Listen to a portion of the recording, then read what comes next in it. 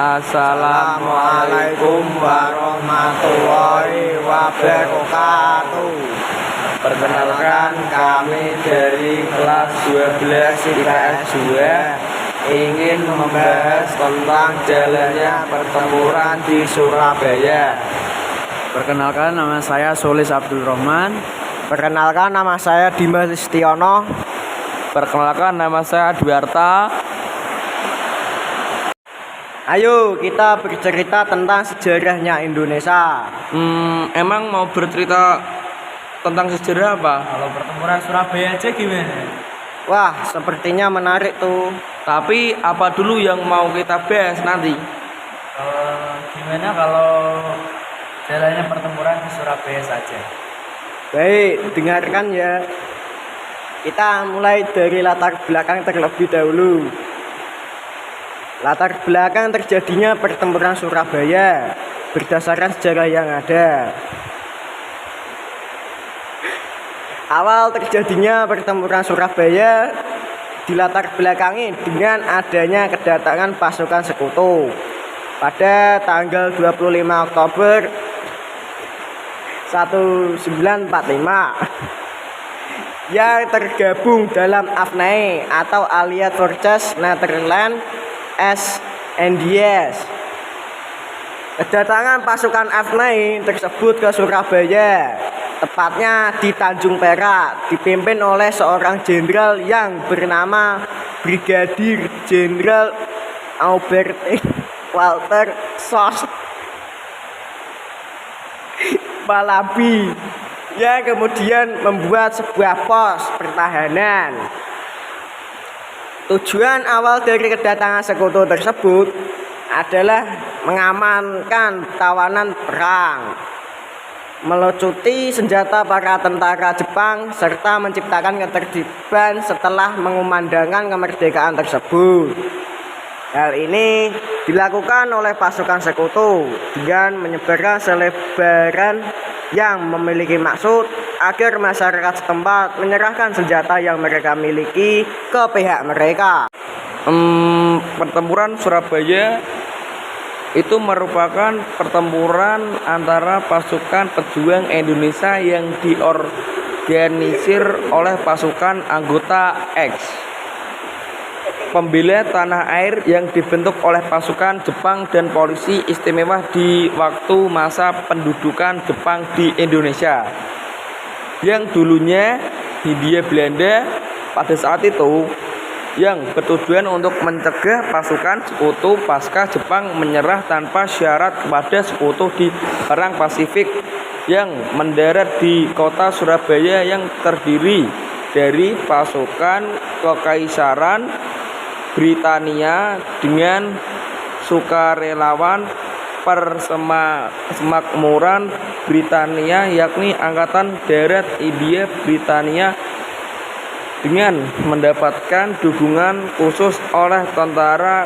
Kekaisaran Belanda. Puncaknya terjadi pada tanggal 10 November 1945. Pertempuran ini adalah perang pertama pasukan Indonesia dengan pasukan sekutu setelah proklamasi kemerdekaan Indonesia, dan satu pertempuran terbesar dan terberat dalam sejarah Revolusi Nasional Indonesia, yang menjadi simbol nasional atau perlawanan Indonesia terhadap kolonialisme dan imperialisme. Usai pertempuran ini, dukungan rakyat Indonesia dan dunia internasional terhadap perjuangan kemerdekaan Indonesia semakin kuat, sehingga tanggal 10 November diperingati setiap tahun sebagai Hari Pahlawan di Indonesia. Ketika pasukan Britania mendarat pada akhir Oktober 1945, Surabaya digambarkan sebagai benteng bersatu yang kuat di bawah pemuda. Pertempuran pecah pada 30 Oktober setelah komandan pasukan Britania, Brigadir AWS Malabi, tewas dalam baku tembak. Britania melakukan serangan belasan punitif pada 10 November dengan bantuan pesawat tempur. Pasukan kolonial mereka sebagian besar kota dalam 3 hari. pasukan Republik yang minim senjata melawan selama 3 minggu. Dan ribuan orang meninggal dunia ketika penduduk kota mengungsi ke pedesaan. Meskipun kalah dan kehilangan anggota dan persenjataan, pertempuran yang dilancarkan pasukan Republik membangkitkan semangat bangsa Indonesia untuk memperjuangkan kemerdekaannya dan menarik perhatian internasional. Belanda tidak lagi memandang Republik sebagai kumpulan pengacau tanpa dukungan rakyat. Pertempuran ini juga meyakinkan Britania untuk mengambil sikap netral dalam Revolusi Nasional Indonesia. Beberapa tahun kemudian Britania mendukung perjuangan Indonesia di PBB. Tokoh pertempuran Surabaya adalah Bung Tomo. Setelah terbunuhnya Brigadir Jenderal Malabi, penggantinya Mayor Jenderal Robert Manschek mengeluarkan ultimatum yang menyebutkan bahwa semua pimpinan dan orang Indonesia yang bersenjata harus melapor dan meletakkan senjatanya di tempat yang ditentukan dan menyerahkan diri dengan mengangkat tangan di atas. Batas ultimatum adalah jam 6 pagi dan pada tanggal 10 November 1945 ultimatum tersebut kemudian dianggap sebagai penghinaan bagi para pejuang dan rakyat yang telah membentuk banyak badan-badan perjuangan. Ultimatum tersebut ditolak oleh pihak Indonesia dengan alasan bahwa Republik Indonesia waktu itu sudah berdiri dan TKR juga telah dibentuk sebagai pasukan negara. Selain itu, banyak organisasi perjuangan bersenjata yang telah dibentuk masyarakat, termasuk di kalangan pemuda, mahasiswa, dan pelajar yang menentang masuknya kembali pemerintahan Belanda yang memboncengi kehadiran tentara Inggris di Indonesia. Pada 10 November pagi, tentara Inggris mulai melancarkan serangan. Pasukan sekutu mendapatkan perlawanan dari pasukan dan milisi Indonesia. Selain Bung Tomo, terdapat pula tokoh-tokoh berpengaruh lain dalam menggerakkan rakyat Surabaya pada masa itu.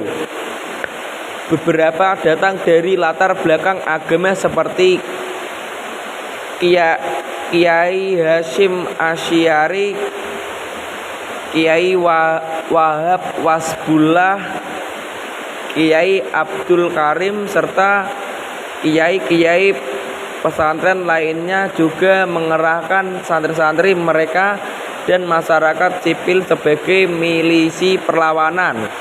Pada waktu itu, masyarakat tidak begitu patuh kepada pemerintahan, tetapi mereka lebih patuh dan taat kepada para kiai atau ulama, sehingga perlawanan pihak Indonesia berlangsung alot dari hari ke hari hingga dari minggu ke minggu lainnya.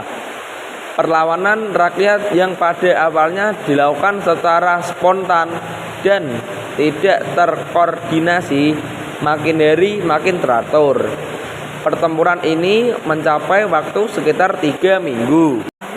Baik teman-teman, kita akan membahas akibat dari pertempuran Surabaya tadi ya. Perkiraan kematian di Indonesia berkisar antara 6.300 sampai 15.000 dan perkiraan kurang lebih 200.000 orang melarikan diri dari kota yang hancur tersebut. Korban warga British Indian berjumlah 295 orang tewas dan hilang. Pertempuran berdarah di Surabaya yang memakan ribuan korban jiwa tersebut telah menggerakkan perlawanan rakyat di seluruh Indonesia untuk melakukan perlawanan. Banyaknya pejuang yang gugur dan rakyat sipil yang menjadi korban pada hari 10 November ini kemudian dikenang sebagai Hari Pahlawan oleh Republik Indonesia hingga sekarang. Kesimpulan pertempuran Surabaya pada tanggal 27 Oktober sampai 20 November 1945 yang berada di Surabaya, Indonesia. Hasil kemenangan Britania perlahan berhenti membantu Belanda mendirikan kembali koloninya di Indonesia dan menjadi netral. Britania kemudian mendukung perjuangan kemerdekaan Indonesia. Perubahan wilayah, pasukan Britania berhasil menduduki Surabaya. Seluruh pasukan ditarik dari Surabaya pada November 1946. Baik teman-teman, kita sudah membahas berjalannya pertempuran di Surabaya. Jika ada kurang atau lebihnya, saya dan teman-teman saya minta maaf yang sebesar-besarnya. Saya akhiri. Wassalamualaikum warahmatullahi wabarakatuh.